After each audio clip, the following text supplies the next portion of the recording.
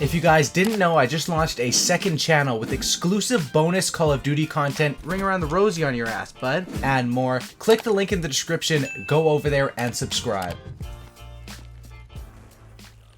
Yo, what is up guys, it's the Goblin and welcome back to another Call of Duty Black Ops 3 video. In today's video, it's going to be how to make the Famas, aka the Ffar, which is just a new name for Famas because this gun is an exact Famas copy from Call of Duty Black Ops 1. Now, however you want to say it, I say Famas, you might say Famas, I don't really care. This is going to be how to make this weapon overpowered because you guys seem to still enjoy these Black Ops 3 class setups, and if you guys do, please smack some likes on that. But before we get into that, I just have a quick message for you guys about a mobile game. It's just going to be really quick. The mobile game is called Mobile Strike. You guys have probably heard of it, seen the commercials. It is one of the world's most popular games for your phone or mobile games, and this game is really awesome. You get to build a base, you get to basically go through a modern war, and it's one of those games that you can really get addicted to playing on your phone all day long. And the best part about it is free to play, so there's really no reason not to download it, to check it out.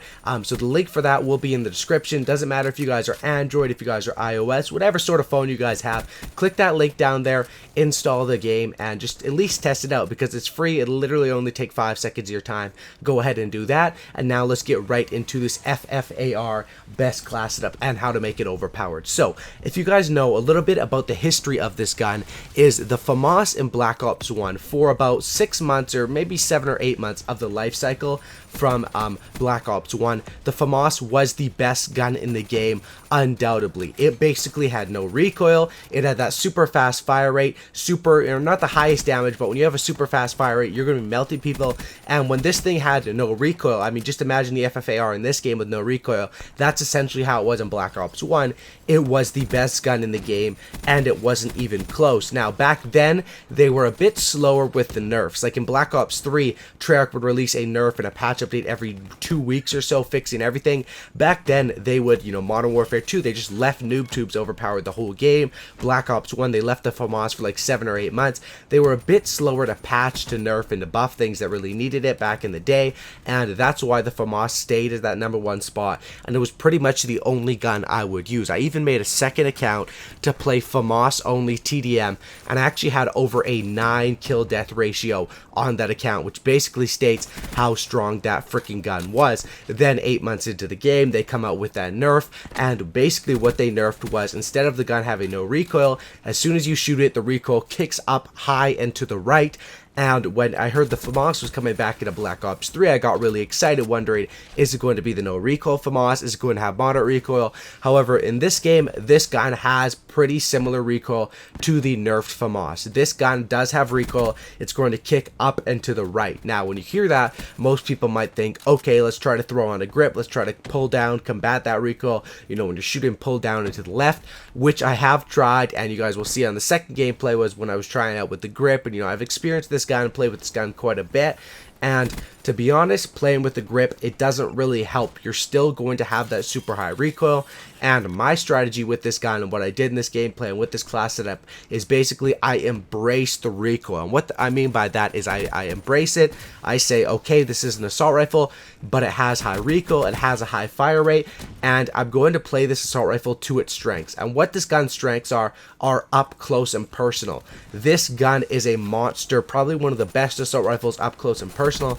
Probably one of the best assault rifles with hip fire, and that's why you'll see in this gameplay I'm playing Nuketown, and I'm playing up in their base. I'm hip firing people, I'm spraying them down, and I'm using this gun to its strengths, and that's how you should play with every single gun. Your class setup should be designed behind the strengths of a gun, and also behind, the playstyle should be behind the strengths of the gun as well. So let's throw the class setup up on the screen right now, and let's talk a bit about what I run on this class setup. So you'll see I have the Ffar, and for my optic, I choose to run the Elo sight. To be honest, the iron sights in this game are 10 times worse than they were in Black Ops 1, and I really don't like them. I run the Elo sight, but you guys can go ahead and run the reflex sight or whatever sight you guys want. In my personal opinion, I find that the Elo sight it feels like it reduces the recoil a little bit, and it feels like the reflex sight doesn't do that. So that's why I would personally recommend the Elo sight, in my personal opinion. Now, as far as the attachments go, it's pretty standard attachments. I run stock, I run quick draw, and I also run fast mags. Basically all attachments meant to go towards the playstyle and towards how I'm going to use this gun, which is going to be up close and personal. Stock is so I can outstrafe people, get those kills. Quick draw, of course, if I'm going to be using an assault rifle and playing it like an SMG, I really need to have quick draw. And then my other attachment is going to be fast mags, which is sort of needed because this gun is sort of, I guess you could say, honestly, you could compare this gun to the assault rifle version of the Vesper. And I'm a huge Vesper fan, but if you try using the Vesper without extended mags or without fast mags, because of that extremely high fire rate, you're going to run out of ammo and you're going to get screwed over. And it's the exact same with the FFAR. You need to have either fast mags or extended mags, and my personal preference is fast mags because you can just replace it really fast instead of taking that long ass time to do that reload. Even though you do get 15 extra bullets, I prefer fast mags on most of my class setups. Now, as far as the perks go, for the first perk, it's either between a flak jacket and for afterburner. You guys can choose between those. Obviously, if you're playing on Nuketown or Combine or a smaller map, I would 100% recommend flak jacket because nades are going to be flying. But other than that, afterburner can be good because you are going to be using this class up like a sort of rushing class. And then as far as my second perks, I'm going to run with fast hands and scavenger. Those are pretty much on 99% of my class setup. Scavenger because if I'm going to go on any sort of streak in Black Ops 3, along with most Call of Duty games, are based around getting streaks, I'm going to need to have scavenger. And fast hands is basically just like a bonus quick draw. It like stacks on top of your quick draw, but it also helps for hip fire coming out of a sprint, which you're going to be doing a lot with this gun. And it also helps with picking up weapons. Sometimes even with scavenger, you will run out of ammo with this gun and you will have to pick up another person's weapon, and that's where scavenger comes into play. And that's why I like using this class up. So you guys will see on the second gameplay, I was running a bit of a different class setup, and that's because I was just testing it out.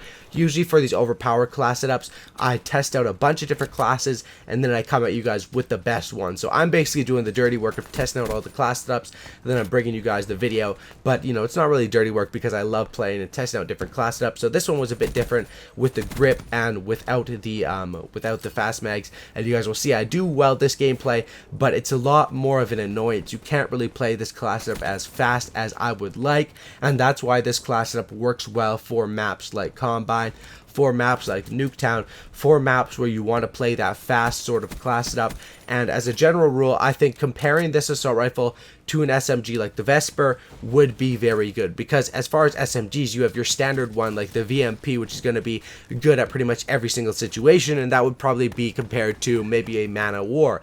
Then you have the Kuda, which could probably be compared to something like the HVK. The Weevil could be compared to the ICR, and definitely this FFAR should be compared to that Vesper, and that's definitely where I would put it on the map. Now, some people will say this FFAR is very underpowered, and that's simply because they are trying to use this gun like a Man of War. If you're trying to shoot people at range with this thing, you cannot hold down the trigger, not at all, not for a second.